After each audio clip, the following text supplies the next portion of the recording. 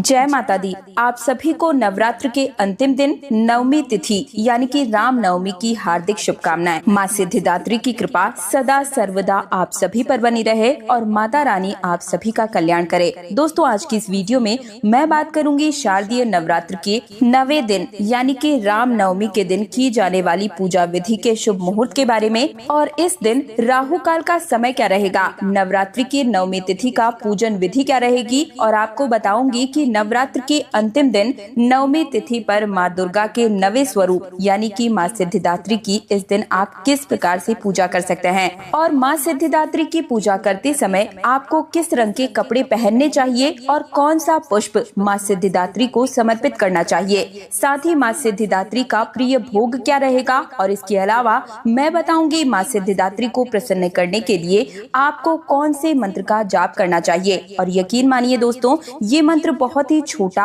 और आसान है जिससे कि आप माता रानी को तुरंत ही प्रसन्न कर सकते हैं। इसके अलावा माता रानी को कौन सी वो खास चीज है जो अर्पित करने से आप अपनी मनवांछित इच्छाओं को माता सिद्धिदात्री से पूर्ण करवा सकते हैं। इसी के साथ माँ सिद्धिदात्री की कथा भी हम सभी सुनेंगे और इसके अलावा 2 खास उपाय बताऊंगी जिससे कि माँ सिद्धिदात्री से आप अपनी मुंह मांगी मुराद को पूर्ण करवा सकते हैं। तो सबसे पहले तो माता रानी की इस वीडियो को लाइक करके कमेंट सेक्शन में जय माँ सिद्धिदात्री और जय माता दी जरूर ही लिखिएगा। तो नवमी तिथि की अधिष्ठात्री देवी है माँ सिद्धिदात्री और आज हम नवरात्रि के 9वें दिन माँ सिद्धिदात्री की पूजा कर रहे हैं। शारदीय नवरात्र का आज 9वां दिन है और नवमी तिथि इस बार हिंदू पंचांग के अनुसार 30 सितंबर मंगलवार को शाम 6:07 पर शुरू हो जाएगी, जिसका समापन 1 अक्टूबर दिन बुधवार को शाम 7:01 पर होगा।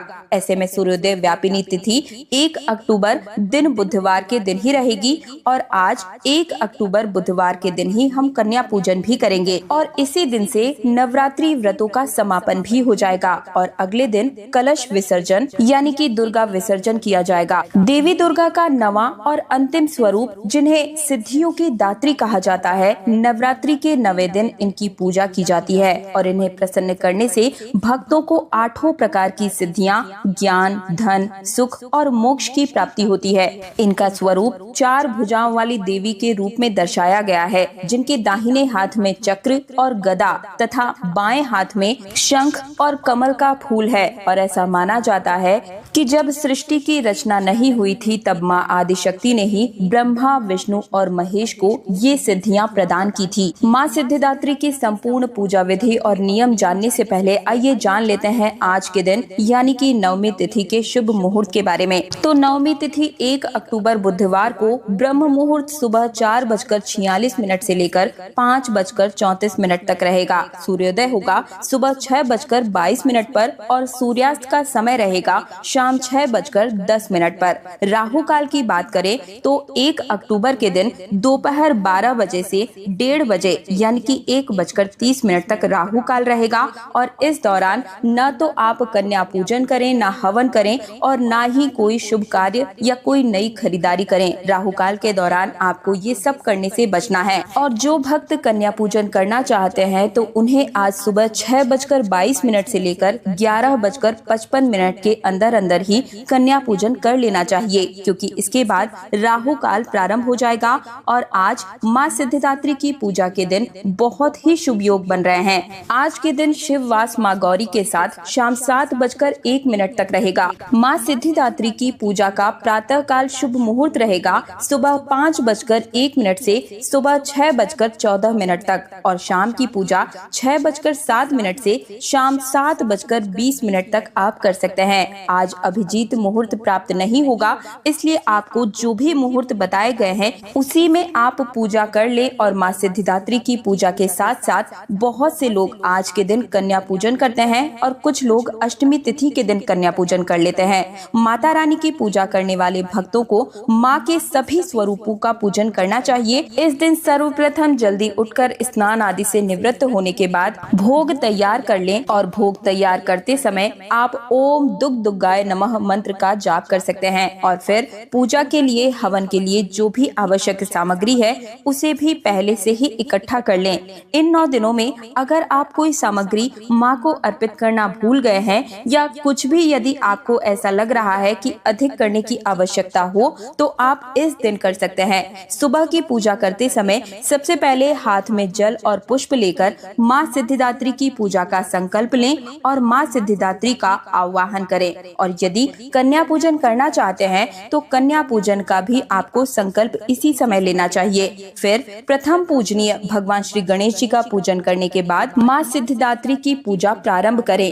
इस दिन माता रानी का प्रिय रंग लाल और गुलाबी है, तो इसी रंग के वस्त्र धारण करके ही आप पूजा के समय बैठिएगा और संपूर्ण पूजा में सामग्री जो आपको उपयोगी है उन्हें ले लें और ज्यादा से ज्यादा इस दिन कोशिश करें कि लाल रंग के जो पुष्प है वो माता रानी को समर्पित करें। लाल रंग के श्रृंगार की सामग्री, लाल बिंदी, लाल चुनरी, लाल चूड़ी आदि आप माता रानी को, और साथ ही इस दिन हो सके तो कन्याओं को भी लाल रंग के रुमाल और चुनरी आप गिफ्ट के रूप में जरूर ही दें। माता का पूजन करते समय मंत्र आप बोलें, ह्रीं क्लीं ऐं सिद्धये नमः। एक और मंत्र बता रही हूँ, इसके अतिरिक्त ये मंत्र है, या देवी सर्वभूतेषु माँ सिद्धिदात्री रूपेण संस्थिता नमस्तस्यै नमस्तस्यै नमस्तस्यै नमो नमः।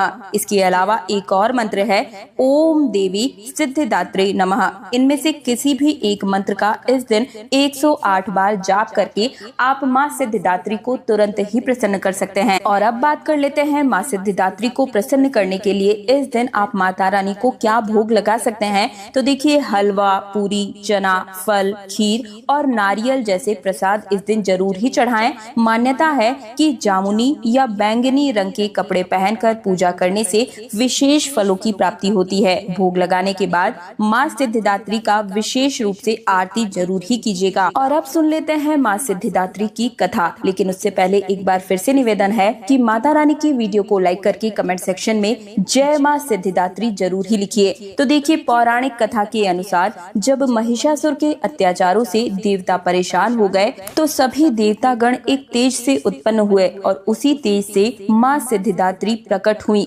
सिद्धियों की प्रदाता है माता रानी। देवी पुराण के अनुसार माँ सिद्धिदात्री ने भगवान शिव को सभी अष्ट सिद्धियां प्रदान की और इसी कारणवश वे अर्धनारीश्वर कहलाए। इसके अतिरिक्त उन्होंने ब्रह्मा जी और भगवान विष्णु को भी सिद्धियां प्रदान की। माँ सिद्धिदात्री हिमालय के पर्वत पर शिखर पर निवास करती है और उनका वाहन सिंह है। वे 4 भुजाओं वाली हैं और उनके दाहिने हाथ में कमल का पुष्प है। नवरात्रि के 9वें दिन माँ सिद्धिदात्री की पूजा करने से भक्तों को जीवन में कभी किसी चीज की कमी का सामना नहीं करना पड़ता है। यदि नवरात्रि में आप एक भी दिन अग्यारी नहीं दे पाए हैं तो आज माँ सिद्धिदात्री की पूजा करने के बाद सबसे अंत में सभी देवियों का ध्यान करें।